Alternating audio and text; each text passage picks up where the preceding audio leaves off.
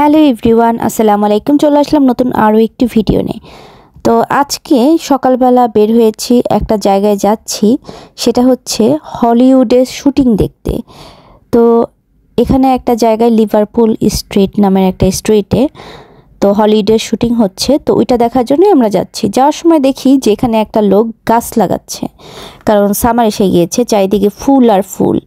লন্ডনের চারিদিকে ফুল আর ফুল, বিভিন্ন ধরনের, অনেক সুন্দর সুন্দর। দেখে মনে হয় যে প্লাস্টিকের ফুল, আসলে তা না, প্লাস্টিক না, সত্যিকারের ফুল।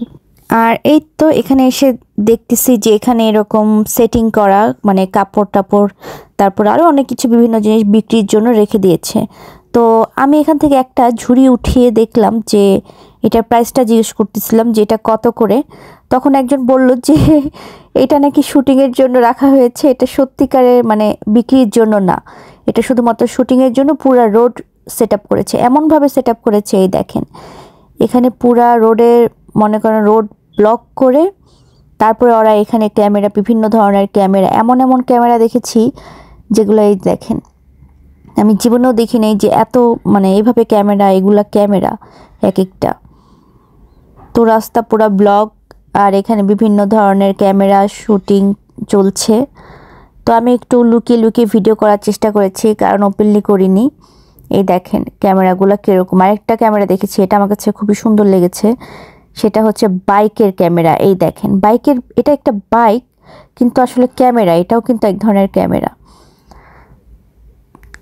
জিনিসটা অদ্ভুত, তাই না? কত ধরনের যে ক্যামেরা ইউজ করতে হয় এই হলিউড শুটিংয়ের জন্য, সেটা আমি এখানে না আসলে আমি কখনোই জানতাম না যে এগুলো এক একটা ক্যামেরা। আর এত সুন্দর করে সেট আপ, এখানে না হলেও কত মানুষ যে কাজ করছে।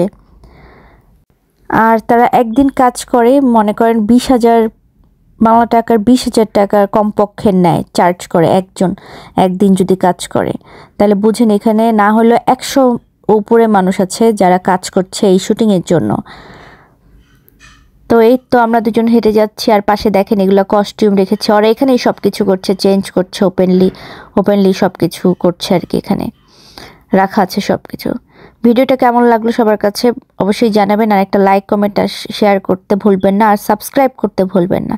আর এত বিশাল বিশাল মাইক, তারপরে সাউন্ড বক্স, আর এইসব গাড়ি, এই দেখেন এই ক্যামেরাটাও কিন্তু আনকমন, তাই না? আসলে আমি দেখি নাই কখনো, এই জন্য আমার কাছে আনকমন লাগছে, হয়তো বা যারা দেখে তাদের কাছে লাগছে না। তো এই তো আমরা এখন ট্রেনে উঠে পড়বো, এখন আমরা আরেক জায়গায় যাচ্ছি ওই জায়গা থেকে। তো এই জন্য মানে এই যে ট্রেনটা আমাদের এখানকার ট্রেন। আর এরপরে আমি আপনাদের আজকে তো খালি শুটিংয়ের স্পটটা দেখালাম, এরপরে যদি সুযোগ হয় কখনো, তখন আমি আপনাদের নায়ক নায়িকাদেরও দেখাবো ক্যামেরার সামনে। সবাই ভালো থাকবেন, আমি এখন বিদায় নিচ্ছি। টাটা, বাই বাই, থ্যাংক ইউ সবাইকে ভিডিওটা দেখার জন্য।